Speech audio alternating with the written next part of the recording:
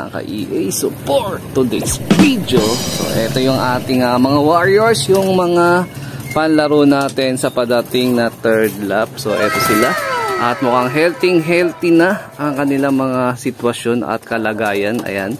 So meron tayo dito yung mga binalik natin kasi nung mga nakaraan di na po na one eye gold ito. Ayan o. Ito tsaka yung sino pa ba? Ayan yung pula. Yan, parang meron na naman nga pala siya. Papikit-pikit na naman itong muong na to.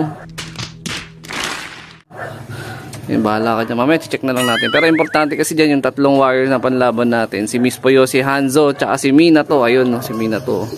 Yan, so okay na okay sila. So mamayang gabi, merong karagahan.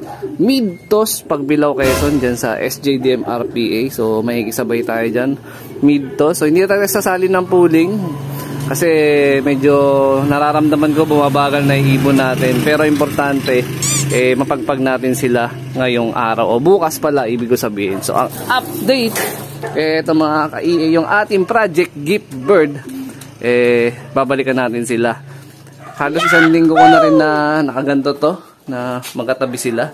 Napakaselan parisan nitong imbrek na to. So shoutout nga pala ay Sir Junboy Cabaho. Ayan no. Napakaselan niya kasi ang hirap niyang parisan.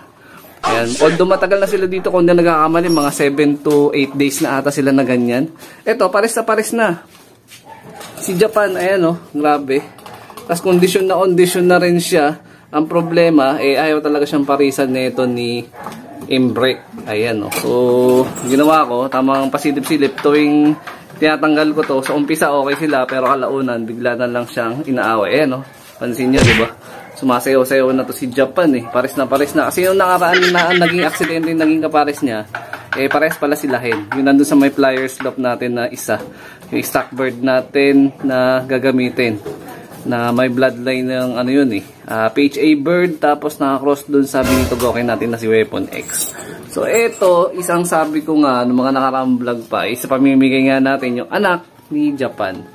Although ganun pa rin naman yung ating plano, kaya lang nahihirapan nga akong ipagpare sila. So dito, check na natin kung ano magiging sitwasyon nila. Pagka hindi pa rin, siguro palilipasin pa rin natin na ilang pang araw para maging pare sila ng tuluyan. Pero dito, susubukan na natin silang pagtabihin o pagsamahin. Ayan, 1, 2, sana hindi nabugbugin. Ayan o. Ayan yung sitwasyon nila. O yun, sinayawan agad. Ayun na. Oh. Kalimitan, ganyan sila sa umpisa. Pero pag naka-score na tong imbrek, nag-iiba na yung yung senaryo, nag-iiba na yung sitwasyon nila. Ayun, nagutom. Kain daw muna siya bago siya pumuntos. Kay Japan. Ayan. So, yung possible na magiging ilalabas nila na first clutch, ipamimigay nga natin antimano sa mga solid supporter natin dito sa YouTube, no? Ayan. So sana talaga magpares na sila. Hindi na rin ako makapag-antay sa ilalabas na anak nila. Ayan o. Pero yung second clutch, kukuha na tayo dyan na panlaban. Possible pang north na nga natin. Ayan. Layo-layo muna tayo. Ayun. Nagkakamot-kamot. So, sinyalis talaga na pares na to si Japan Si Japan itong nandito sa may gawi sa kaliwa. Si Imbre kayang natuka yung kumakain na nauna. Ayun o. Sana magkasundo na sila. Kasi ng mga nakarang araw talaga, grabe. Kawawa si Japan, kaya inaawat ko. Nilalagay ko pa rin yung harang. Pero hindi talaga sila dyan mananatili. Dyan ko lang sila, pinapagpares. No, kasi yan, medyo malog. Pagkatingin ko na ubra na sila, pares na, ililipat ko sila dito sa nakareserbang slot na to. Ayan. Actually, may paitlogan na yan. Kulang na kasi ako sa paso, kaya lagayan na ice cream yung ginamit natin. Ayan, mga kalapatid. So, tapos mga ka-EA, yung update dun sa mga pasingsing natin. Ayan, nandito sa ilalim. Mawawalay ko na to by Sunday. Shoutout kay Sir Bonbon at saka kay Alvin dyan. Ayan, pagkita sila dito. Pinakuha niya sa atin. Actually, may itlog na ulit. Ito yung Gelema. Pero yung Gelema na yan, at saka itong stop band rate, yung susunod na clutch nila, pang norte na nga natin. Ayan. So, yan. Sana pares magkaroon ng similya. Tapos, ito yung pa-trending bird natin. So, more on update lang tayo. Ayan, medyo malaki-laki na. Kung na nagkakamali, nasa 22 o 20 slot na lang yung kulang dun sa ating pa-trending bird. So, pwede na rin tumalpak page. Ano na, PM na sa Facebook page natin. Kapuno na yun. Ayan, healthy. So, yung anak nga nila dyan, is full sibling naman yan mismo ni Mina to, yung panlaro natin sa South nga, no? Yung nakaka 2 points na, live yon sa atin. So good luck sa pagdating na third lap nga natin ng mga kalapatids. So sana magtamasa tayo. Uy, ayun na, pumupuntos na. Sana hindi magbago yung ano, yung ganyan, yan. Ayun na, pumupuntos na. Grabe, ayun na. Ay, wait, di marunong sumut si Imbrake. Ayun na. Sana magtuloy-tuloy kasi nung nakaraan, ganito sila ng umpisa talaga. Pero kalaunan, siguro wala pang 10 minuto na nadali na naman si Japan. Ito, obserbahan lang natin ang ganyan. Nilalayo ko lang ng konti. Eh, no, grabe talaga, pares na to si Japan eh. Eh, no. Oh, yun, lolo. Ano? Ba't siya umuupo? Ayun. Oh, successful na yung pagpapares natin dito sa Imbrake tsaka kay Japan. Napakaganda, napakakinis ng mga pagka-blue bar na itong mga to. Ayun, alagang All Herbs Probiotic kasi yan mga ka-EA. Ayun. Okay, successful yung pairing natin. Sa wakas, nagpares na sila. Sana maglabas na sila ng ano, malalakas tsaka malulusog na YB. Tama po ba yun? At ito naman mga kalapatid, yung sitwasyon ng tatlo. So mamayang gabi nga, meron tayong loading para sa ating mid-toss. Pag Bilao Quezon yung magiging bitaw sa SJ eh. Ayan, so mapapansin nyo, meron tayong patokaan dito na ginamit. Kay Boss Jordan to, actually, no?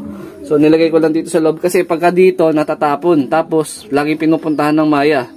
No? So tuwing umaga, ganito yung magiging senaryo, dito yung pagkain nila. Pero pagdating ng hapon, dahil si nanay yung magpapakain, yun yung gagamitin. Kasi nga, nilalak ko itong pinaka-loop. Ayan. Ito si Mina to. Full sibling nito yung nakakasa natin dun sa pa-trending bird natin, mga kalapatids. Ayan. So, 2 points na to. Clock ng first lap, tsaka second lap. So, nag-aantay na lang tayo ng possible na yun nga, magiging result sa padating na third lap, which is sa linggo yan, mga ka-EA. Sana mag-clock pa rin to. Nakatodo ako sa mga ibon natin na to eh. Double entry, young bird, all bird. Tapos re-entry ng 5 laps, tapos pagdating ng third lap, magre-re-entry ulit tayo. So tiwala tayo sa ano, sa bloodline niya. So ang kailangan na lang natin gawin is maibigay yung full condition niya, no? Kahit hindi 100%, basta full condition para magulo, no? Full condition pero hindi 100%. So eto, binalik ko na rin tong pink mineral tsaka gritstone sa kanila. So ano ba ngayon? Merkules, possible hanggang ano to, hanggang Huwebes ng hapon or gabi. Pagdating ng Friday, tanggal na to, wala na to sa kanila. Kasi nga is loading namin is Friday. Gusto natin pagdating ng Friday, full pack na sila, no? Kumbaga, kain lang ng kain.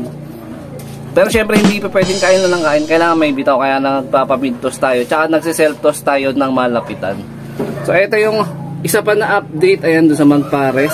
So sa wakas nakapag-clock na itong si Miss Puyo nung huli nating lap, which is sa second lap. Binutas niya lang talaga yung first lap natin, sayang, pero ganoon talaga.